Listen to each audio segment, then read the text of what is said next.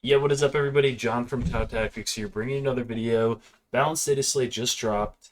We have some new points for a few different Tau units, also some pretty big changes to the metagame around us. So basically today I'm just going to react to the balanced data slate drop, and also just share some initial lists that I have for both Monka and Auxiliary Cadre, which are the two detachments that I play most often and I'm most excited about, and some lists that I'm going to be testing out.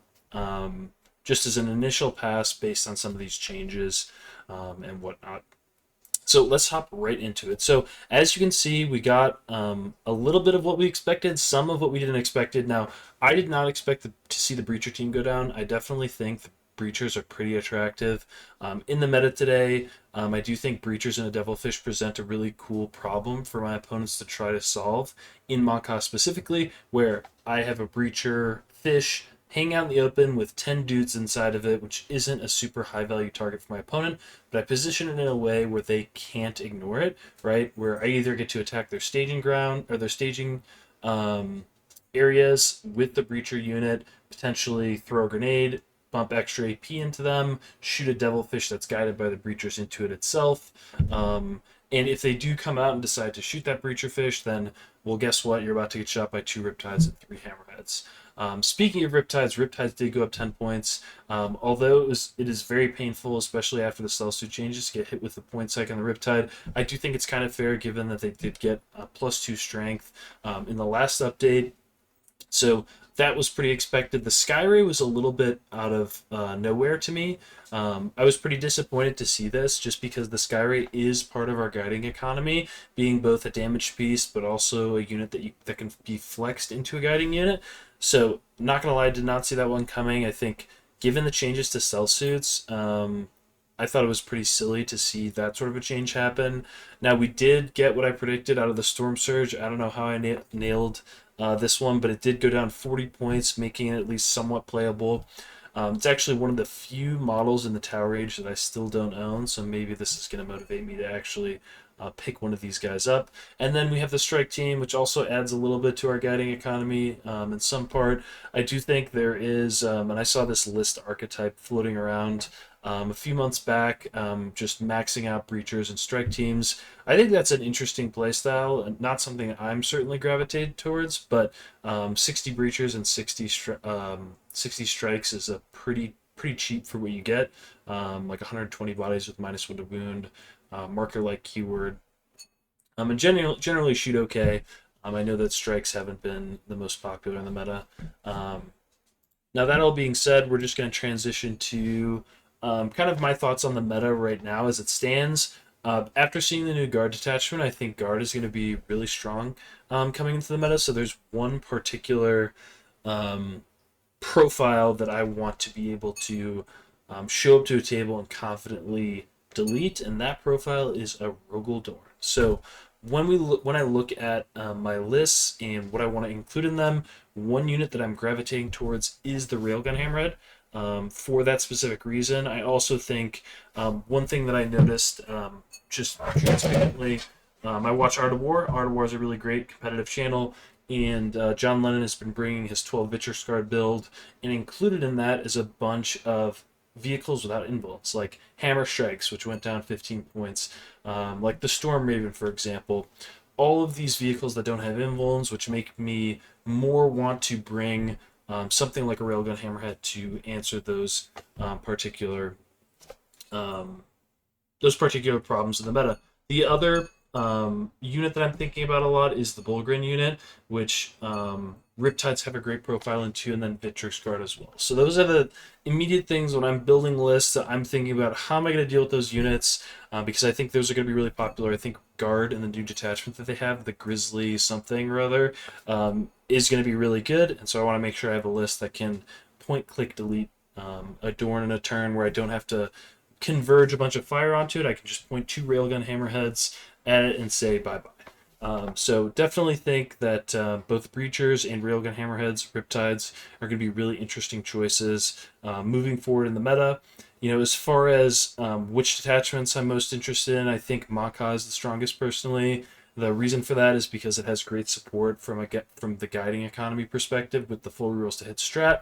I did test out the sustained hits enhancement, coordinated exploitation on a Enforcer Commander with the Starsight unit. Now, that unit didn't do anything in either of the games that I tested it in, as far as damage output themselves, but the enhancement was very helpful in bumping up my efficiency and ensuring that I'm killing the first unit that I target as quickly as possible, and then being able to split fire with the rest of the damage in my army. So definitely think that's another avenue you could go as far as getting more out of the guiding economy and not relying on stealth suits as much.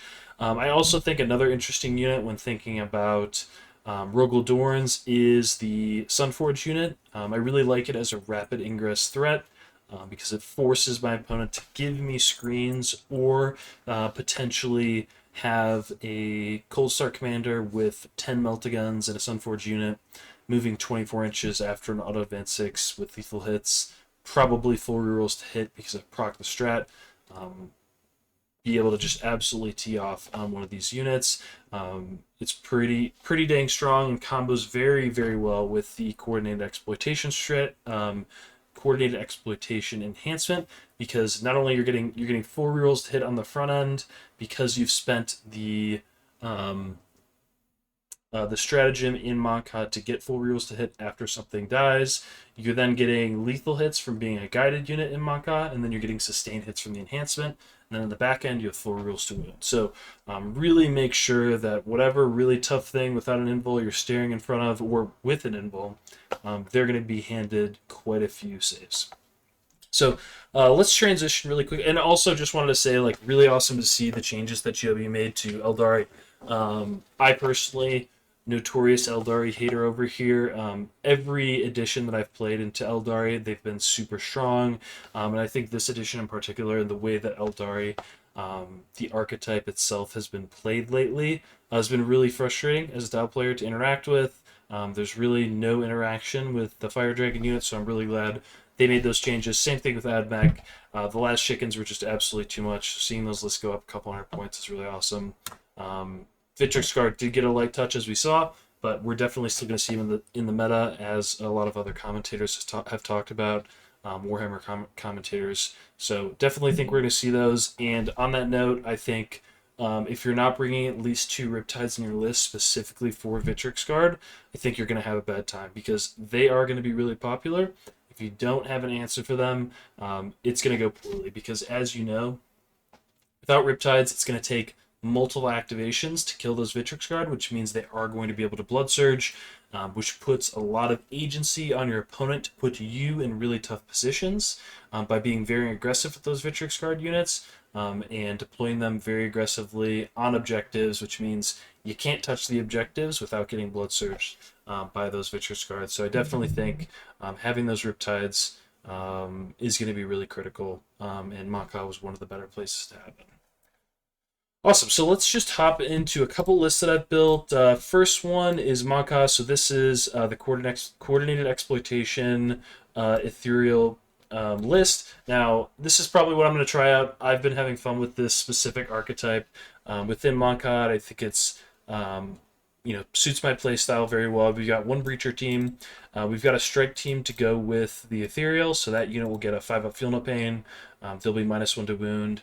What they're going to do is hang out on my home field objective and peek out on the different long angles that I can and guide for specific units after they have full rules to hit, in most cases, on them, and help turbocharge the offense of this list. I've got one Breacher team. Their main objective is to deny my opponent's primary and bait out things for my opponent that can kill a vehicle that has a 3-up save. His T9 has 13 wounds, which is typically a pretty significant output unit from them. I have a second Devilfish. This is going to go with the unit of Pathfinders, again, to serve a similar purpose. It's going to scout 7 with those Pathfinders in it. They're going to dump them out at some point, attack something behind a staging ruin, deny an objective, score me a secondary, and generally be a dynamic piece in my army that can score points for me and interact with my opponent's pieces without having to expose my expensive damage dealers. Next, we're going to have a Ghost Keel, just because they're really good, and having a Lone Up is powerful, especially when you're playing on GW terrain. A lot of the objectives are out in the open. Also, another unit that is very tough to remove, so it's going to require a commitment from a real damage dealer from my opponent's army that I can then use the full rules to hit strat on. Here we've got double railgun. I think with the fact that Rogel Dorns, the normal Rogel Dorn, not the tank commander, the Rogel Dorn itself, they have one blank. So therefore, I want to bring at least 2 railguns. So if I get both of the railgun shots through, one of them is going to wound for sure, and I'm going to get that sweet T6+6 damage in there. I also have been playing around with the ion cannon hammerheads and been really loving those lately as just a pretty efficient damage piece in the army. With Skyrays going up, I definitely prefer an ion cannon hammerhead with the 2 seeker missiles and access to lethal hits, +1 to hit against monsters and vehicles, which stacks with the +1 ballistic skill from the army rule as an alternative there. We've got the 2 Pathfinder units, one of them with the Grav Inhibitor drone for the -2 to charge. That one goes in the Devilfish. The other one is scouting and infiltrating in the midboard. We've got 2 Piranhas for early game scoring and to contribute their Seeker missiles to something tough during the mid game. Ideally, also pretty awesome to have access to potentially battle shocking your opponent for both scoring secondaries, but also for turning things off like Blood Search, for example, which will come up, especially with Victrix Guard being in the meta. We've got the obligatory double Riptide. I think, as I said, 2 Riptides minimum in this meta is, I believe, is the way to go. We have double stealth suits here. I chose to go with double stealth suits because they synergize so well with the Hammerheads, Ghost Keels, and Riptides. Because I'm not running as many Skyrays, if I was running Skyrays because they're twin linked, I probably would put Shadow Sun on the list because they would only really need the reroll once to hit, because the reroll once to wound is redundant with the access to twin linked. So I do think the 2 stealth suits feels really good here, and then you have essentially the 3rd efficient guide with coordinated exploitation plus the full rerolls to hit strat on something tough from your opponent. And then we have the 1 Vespid unit. If for some reason this ethereal unit gets dwindled down to be below starting strength, obviously we don't have crew carnivores in this list, we can just have the Vespid sit in our home and make sure that we're scoring our home field primary. So that's this list. I think it's pretty cool. One change, a couple changes you can make. There's a way that you could pretty easily fit a Sunforge unit in here. You could drop the strike team and the ethereal with coordinated exploitation. You could put in Cold Star Commander. Excuse me, you'd have to also drop the Ghost Skill, so -1 Ghost Skill, -1 Strike Team, minus this Ethereal, add in a Cold Star Commander, add in a Sunforge unit, add in a 3rd Pathfinder team. So that would be the alternative if you were looking to run the Sunforge. I also think that's an interesting list and something I'm definitely cool, down to test out. This is going to be playing more the control style. The other list is going to be a little bit more dynamic with that rapid ingress threat. So really up to your playstyle and how you want to attack your opponent's tough stuff. Next, we've got Ox Cadre. So I'm at a little bit of a loss with Ox Cadre. I do think that Monka is a stronger way to play Tau with the changes to in the data slate. Now, I think this is just a rough draft of what I've come up with. Now, as you can see here, I've dropped the Skyrays, picked up the Railgun Hammerheads, and dropped the Broadsides entirely, just because the Broadsides are so reliant upon stealth suits, and they're not a very dynamic piece. I like having something that moves 10 inches, that has OC, that can move on to midfield objectives in the late game, because after those Seeker missiles get fired, if your opponent doesn't have vehicles with invulns to shoot at least you can leverage these railgun or these hammerheads to tie your opponent up. You know, get in your opponent's face, screen, score objectives, force your opponent to kill you with, you know, their tough damage dealing units. So I really prefer these. I've got the double ghost skill as always, and we've got 2 units of carnivores. This is just like the 2x2 list. 2 units of rampagers, 2 units of pathfinders, 2 riptides, a stealth suit, and 2 vespid. So I did upgrade to a 2nd riptide in this list again because I think you honestly must have a couple riptides if you're going to be running into Victrix Guard, which you are most definitely going to see in the meta. That's really going to do it for today's video, guys. Just wanted to talk about the balanced data slate, what happened, what I'm thinking about. You know, I've posted some of these list ideas in our Discord community, so if that's something you're interested in joining, tons of interaction in there. It's more of a smaller Discord, so I hop in there all the time to give my thoughts and interact with folks. So if that's something you'd like to be a part of, definitely go check it out. It's definitely been popping off today. Want to give a huge shout out to our channel's patrons. Couldn't do this without you guys. Yeah, really appreciate your guys' support. Thanks everybody on the screen for contributing and helping keep me motivated to continue to make videos just like this one. But like I said, it's going to do it for today's video. I'll catch you guys in the next one. Peace.